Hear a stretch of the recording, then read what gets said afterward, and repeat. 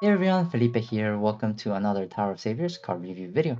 In this video, I'll be taking a look at the new Transmigration Stage card, Ferocious Seamstress Siannodel. This is going to be a Water Elf card with dual active skills, and in my opinion, both active skills are going to be really powerful and really useful. The first active skill is a CD7 skill with the following effect. By tapping a runestone on the magic circle of elements, you explode all runes and then generate runestones of not that attribute. And for 2 rounds, runestones of that type of the runestone you tapped will go to 0, meaning that whatever runestone you tap will disappear from your board for 2 rounds. Each elf and water member will launch extra attacks, as much as 30% of their own attack. In my opinion, the third effect is just going to be a small bonus. Being able to launch extra attacks is just going to be a nice addition, just an extra piece of damage because 30% is not that much, but it is a bonus, and it is bonus damage that can help you kill enemies faster.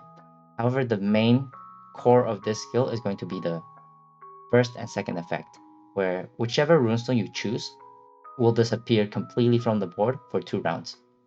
This is because you explode all runestones, and the runestone that you chose will not appear in that initial explosion. Plus, the drop rate is 0, which means that you are able to just completely ignore any runestones that might appear of the attribute that you chose. And this is going to be really powerful because a lot of the enemies might have debuffs on certain attributes. For example, if the following enemy has a fire block where you are not allowed to dissolve fire runes, or any like electrified fire, electrified water, electrified anything, you can choose that rune to prepare your board, um, get rid of those runestones, and not have to deal with those enemies. I think one of the most common enemy skills that Madhead has been implementing is the exponential runestone conversion, which is the enemy doubles the amount of runestones of their own attribute, and you also have a attribute nullifying initial batch nullifying skill on them. So the more light runes you have, the enemy generates more light runes, which means that it makes it harder to spin because you are not able to do light runes in the first batch, otherwise the enemy kills you, etc, etc, etc. However, if there are no light runes, when the enemy tries to double the amount of light runes, 0 times 2 is still 0. So you're still able to spin against those enemies without a problem at all, and you're able to counter them really easily. So in my opinion, being able to get a runestone type drop rate to 0 is really powerful, and being able to choose the type of that runestone makes this skill really good, in my opinion. Well, yeah. Now let's take a look at the second skill. This is going to be a CD6 skill and has the following effect.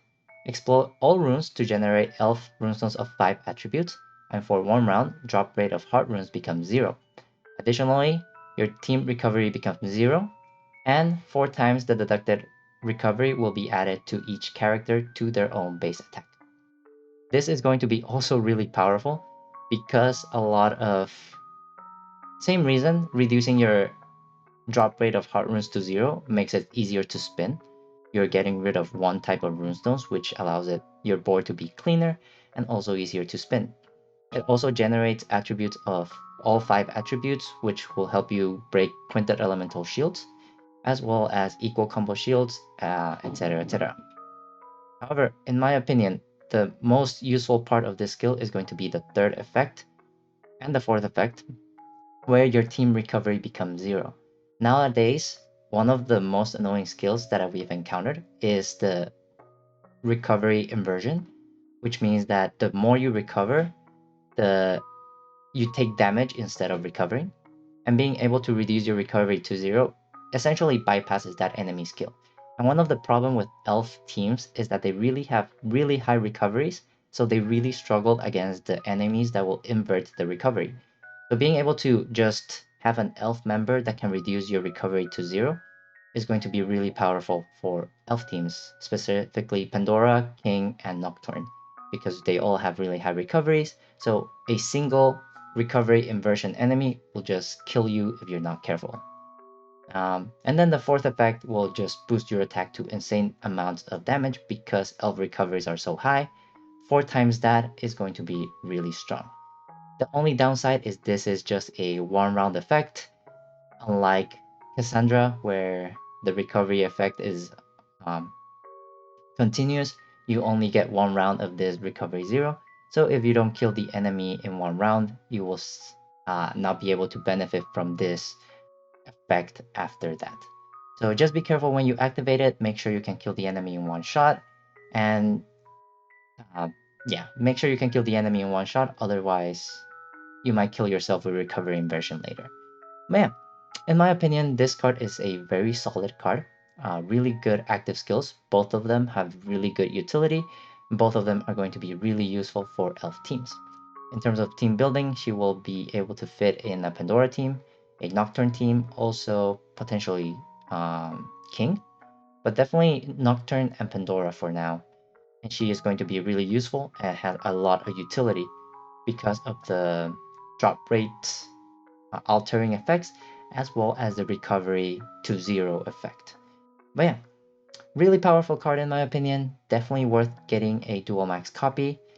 The transmigration stage sucks. It is really hard, so consider using 3 harpies to bring her to max level. Um, Actually, you said 3 harpies, or if she is skill level 12, you only need 3 harpies. If she's skill level 15, you might need more than that. But if you are struggling with the transmigration stage, just clear it once and harpy it, because having this card at dual max is going to be really helpful if you have an elf team. But yeah, that is all I wanted to say about this card. Please let me know if I said anything wrong or if I missed out on anything. And as always, stay tuned on my YouTube channel for more Tower of Saviors content. For now, stay safe, stay healthy, and I will see you next time. Bye everyone!